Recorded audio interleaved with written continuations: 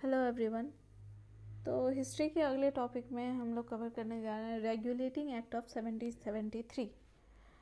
ये जो है ब्रिटिश गवर्नमेंट का पहला सीरियस स्टेप होता है जो कि ईस्ट इंडिया कंपनी को रेगुलेट और कंट्रोल करने के लिए लाया जाता है। इसके की प्रोविजंस में हम देखेंगे तो इस एक्ट के थ्रू जो है ब्रिटिश कैबिनेट जो है कोर्ट ऑफ डायरेक्टर्स के थ्रू कंपनी रूल पर कंट्रोल एस्टेब्लिश करता है और ये कंपलसरी किया जाता है कि इंडिया के रेवेन्यू, सिविल और मिलिट्री मैटर्स के जितने भी इंफॉर्मेशन है वो ब्रिटिश गवर्नमेंट को प्रोवाइड किए जाएं। इसके साथ ही बोर्ड ऑफ डायरेक्टर्स को नेपोटिज्म और करप्शन से फ्री रखने के लिए जो है इसका जो मिनिमम शेयर क्वालिफिकेशन है उसको इंक्रीज करके 500 पाउंड से 1000 पाउंड्स कर दिया जाता है। और जो गवर्नर ऑफ बंगाल है उसको गवर्नर जनरल ऑफ बंगाल बना दिया जाता है और साथ ही जितने भी ब्रिटिश टेरिटरीज होती है उनका एडमिनिस्ट्रेशन जो है वो गवर्नर जनरल ऑफ बंगाल के अंडर आ जाता है। इसके साथ ही गवर्नर्स ऑफ मद्रास और बॉम्बे जो है उसको सब ऑर्डिनेट बना दिया जाता है गवर्नर जनरल ऑफ बंगाल के अंडर। तो ये एक पहला ऐसा एक्ट है जो कि इंडिया में सेंट्रल गवर्नमेंट एडमिनिस्ट्रेशन का फाउंडेशन रखता है। जो कंपनी के एम्प्लॉयज होते हैं उसके सैलरी को भी इंक्रीज कर दिया जाता है ताकि ब्राइबरी सिस्टम में कम हो सके।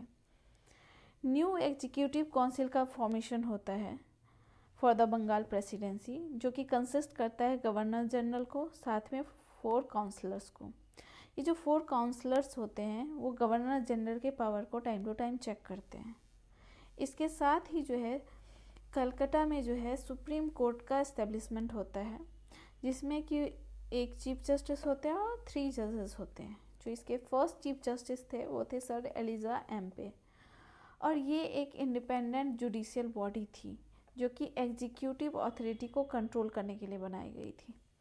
अब अगर हम इस रेगुलेटिंग एक्ट के लिमिटेशन की बात करें तो पहला है कि काउंसिल कंट्रोल की वजह से जो गवर्नर जनरल का है पावर लिमिट हो जाता है। साथ ही फ्रीक्वेंट कॉन्फ्लिक्ट्स स्टार्ट हो जाती है गवर्नर जनरल और काउंसिल में। सुप्रीम कोर्ट का पावर जो है वो भी अनक्लियर होने की वजह से काफ़ी कंफ्यूजन क्रिएट करने लगती है।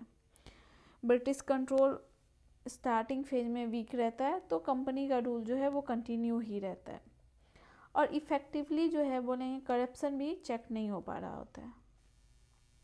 कंक्लूजन की बात करें तो जैसा कि हमें पता है रेगुलेटिंग एक्ट ऑफ 1773 जो था एक लैंडमार्क स्टेप था कॉन्स्टिट्यूशनल हिस्ट्री ऑफ इंडिया, क्योंकि क्या है कि ये इनिशिएट किया था British parliamentary control over the east India company.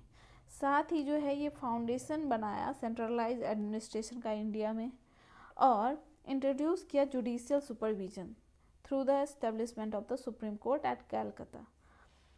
वैसे तो इसके स्कोप काफ़ी लिमिटेड थे लेकिन future administrative and constitutional reform जो इंडिया में होने वाले थे उसके लिए एक डायरेक्शन सेट करता था ये रेगुलेटिंग एक्ट ऑफ 1773। धन्यवाद।